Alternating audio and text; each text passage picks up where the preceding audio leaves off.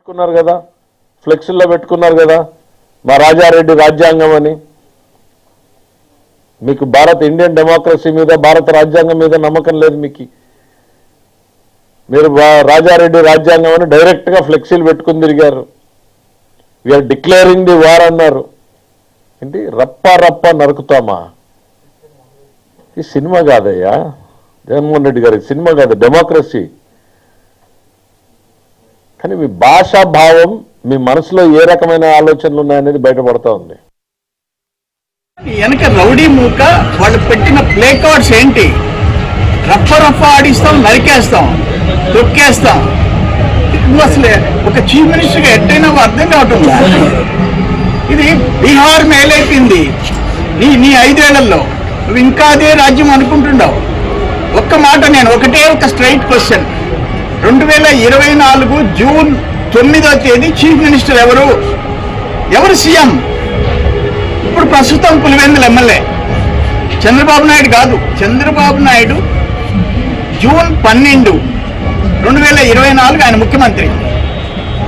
June 4వ తేదీ result వచ్చింది. ఆయన బెట్టింగ్లు కట్టాడు.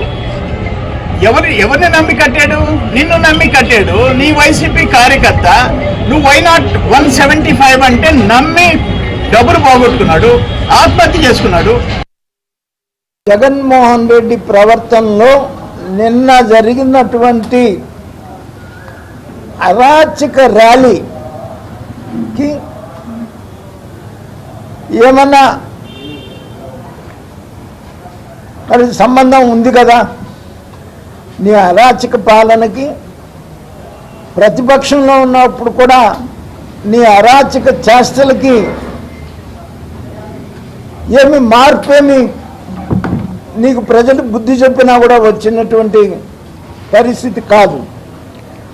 పూర్తిగా 100కి 100 పాళ్ళు నాగమల్లేశ్వరరావుకి చావుకి కారణం వైఎస్ జగన్మోహన్ రెడ్డేనో, దాంట్లో ఏ విధమైనటువంటి సందేహం లేదు. నిన్ను నమ్మి బెట్టింగులు పెట్టి బెట్టింగుల్లో ఓడిపోయి వాళ్ళ తండ్రి స్వయంగా కాలెక్కించి గుంటూరు పంపించాడు. తన స్వార్థ రాజకీయాల కోసం, శవ రాజకీయాల కోసం 2 నిండు ప్రాణాలు బలవటం చాలా బాధాకరం.